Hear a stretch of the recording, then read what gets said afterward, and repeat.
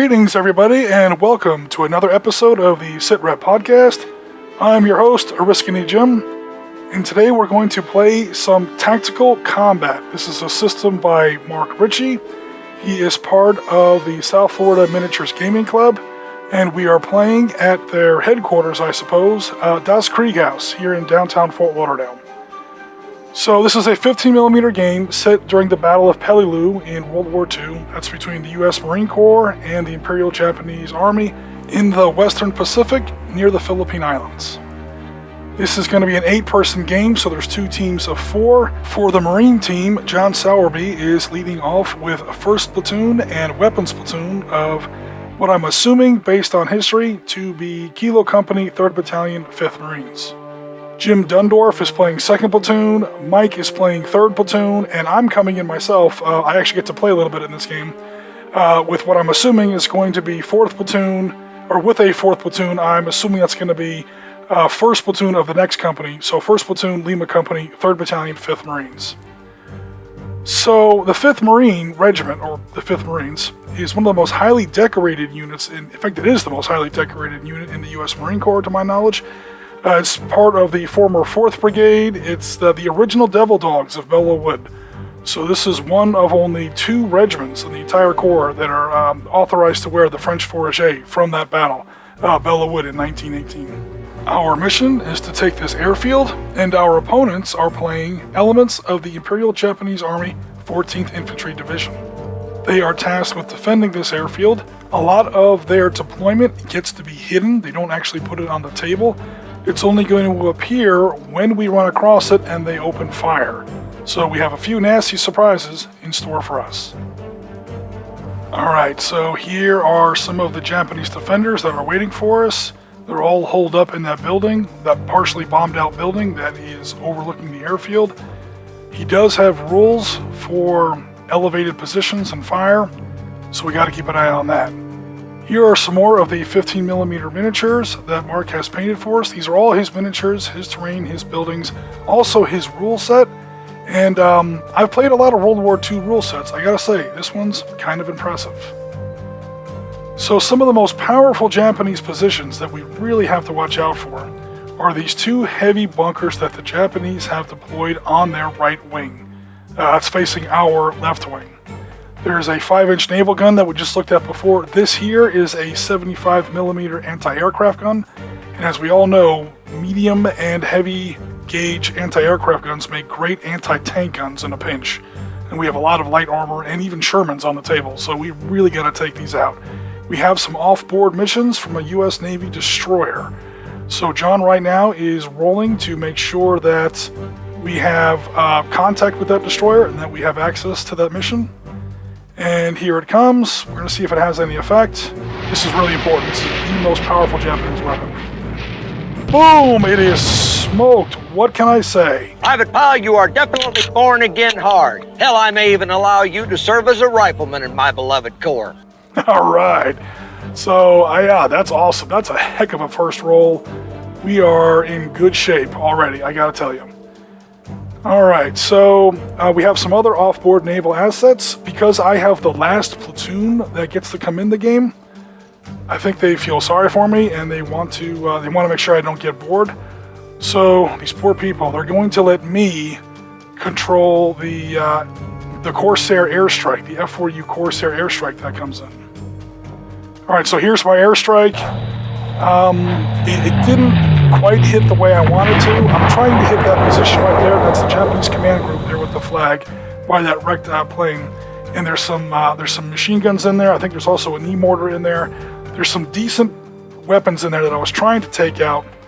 And I'll go over our plan later to sort of describe why I chose this target. I didn't quite hit it as hard as I wanted. I did take out 2 figures. I did inflict a couple more light wounds. So, again, not the best result, not the worst either. We did hit something, and we sort of cleared out some of the positions. So this here, that we just saw a second ago, that is Jim Dundorf's 1st Platoon. He's leading us off. So long story short, we're asking John's 1st Platoon to sort of screen on our left while we launch an echelon attack with all 3 of our platoons Jim Dundorf's, followed by Mike's, followed by mine. On the Marine right against the Japanese left. We're going to apply all of our firepower against 1/3 of the enemy's firepower, using their own buildings and their own terrain against them. We're going to use those couple of buildings that you see there, right by the airfield, to screen our main assault against their main firepower. Of course, it doesn't hurt that we also shelled and destroyed that 5-inch naval gun from the Japanese bunker. Alright, so our assault is now underway. Again, we see Jim Dundorf's actually second platoon here. We do have some Shermans. We have a whole bunch of different varieties of LVTs. Again, these miniatures are really awesome. I need to get some 50mm LVTs for my own table. You'd think I would have one. You know, I always love to play in the Marine Corps. I would have some 50mm LVTs. Alright, so that gun was not there a second ago. Again, a lot of the Japanese deployment is hidden. Oh, flying palm tree. A lot of the Japanese deployment is hidden. We don't see it until they choose to reveal it and open fire. So we crest that low rise there, or I should say Jim's vehicles cross that low rise there, and immediately start catching anti-tank fire from that bunker. There are Japanese log bunkers and Japanese stone and coral bunkers. Like a lot of islands in the Western Pacific, in the later part of World War II, these islands were virtual anthills of bunkers, pillboxes, ammunition dumps, supply caches, command posts, observation points, artillery positions. Not a whole lot of tunnels, but some of them had tunnels. And we're going to see now if this tank actually get hit, and I think this Amtrak is out of gas. Yep, there it goes. Okay, so we've taken our first vehicle kill. Private Powell, what are you trying to do to my beloved Corps? Not the best news, I'm not going to lie, but that's okay. That position is now revealed. It looks like a 47mm anti-tank gun, but our attack is underway. We've taken our first licks, and the Japanese are beginning to reveal themselves. So we'll see how it goes from here. Alright, so here we are again on the Marine right wing. This is where we're going to throw our Sunday punch. Again, John is screaming on the left, while Jim, then Mark, then me, we're all going to pile up, and we're going to launch a giant right hook off of our right, curling to the left, using the enemy's buildings against them, assuming they can burn them out of those buildings, and that's pretty much going to be my job later in the game. And we're going to hook to the left and roll up the Japanese line. Now, this does ask a lot of John's first platoon here in that weapons section. However, he's been doing really well so far. He's basically taking on half the Japanese table by himself. He's pretty much tying them down while the rest of us get to develop this huge attack. That 75mm anti-aircraft gun is still a threat. That's going to go through things like these Amtraks, like a hot knife through butter, and that round's not even going to slow down on its way through. Fortunately, the 5-incher is already taken out, and there's the forward observation officer for the Navy. He might be shore party, calling in fire missions from that destroyer offshore. You see where he's got some smoke missions put in front of Japanese machine gun positions and more light artillery in some bunkers. So we're not doing too bad so far. My airstrike could have been better. That's why I always go with artillery over airstrikes. If you guys ever have a choice, always go with artillery over airstrikes. But that 60mm mortar section, every Marine rifle company had one, is dropping in some good smoke rounds. It's scoring some hits on those little machine gun positions. We've got that 75mm anti-aircraft gun smoked for now, so we can bring in some more of our light Marine armor to better effect over there on our right wing. So far, it's too early to tell. We're only on turn 2. Or no, turn 1. So far, it's not going too bad. So turn 2, again over here with John's first platoon on the Marine left wing. You can see these little red markers that say LT, that's a light wound, S is a serious wound. You see a lot of them because John's taking a lot of fire. He's taking out a 25mm, those twin 25mm autocannons, that's anti-aircraft weapons, but very effective against ground targets. There's a 47mm anti-tank gun where I was just pointing. It's still there, but I think John has killed most of the crew. If not, he will soon. And that's going to continue to give me heart attacks for the rest of the game, because when I start bringing my armor on there, I keep looking over there on my left flank, and I see that 47mm gun pointing right at me. And I keep forgetting that it doesn't have a crew. But I keep seeing that big 47mm hole pointing at me. And yeah, when you're driving around in an LVT that's armored about as much as most people's lunchboxes, it's a scary looking thing.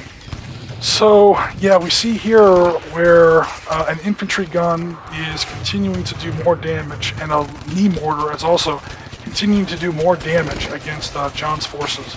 This game does have corner-to-corner, unlimited range. Lines of sight are very open. If you're familiar with this battle historically, there was practically zero terrain. There's a big misconception that a lot of Pacific battles were jungle battles. A lot of them weren't. This is an airfield. It's a wide open space. Okay, beginning turn 3. And Oriskany's troops are finally on the table. Hey! So we now have all 3 platoons that are comprising our en echelon attack on the Marine right wing. Thank goodness a second Navy artillery strike, destroyer bombardment strike, has silenced that 75mm anti-tank gun. So the units that have the little white buttons on them are mine. So you can see where we were being really, really careful of this line of sight. Where that 75mm was, it sort of clips right past the corner of that building where I'm pointing right there, and it could hit our tanks. Again, the 75mm high velocity anti-aircraft gun is going to go right through our armor. So I was being very, very careful of keeping inside the line presented by that building. However, once that 75mm was smoked or destroyed, I got a little bit more aggressive. I'm now turning inward a lot more swiftly, because I've been tasked by our battalion commander with taking that main building, and I'm also trying to provide John Sowerby's platoon here with some fire support, because again, those red counters are really adding up. He's really taking a lot of damage over there. I think the Japanese players have started to figure out what our big move is. It's not exactly subtle, Marines rarely are, but yeah, it's basically a right hook. It's a single pincer. We're going to see if it works. So please stay tuned for part 2.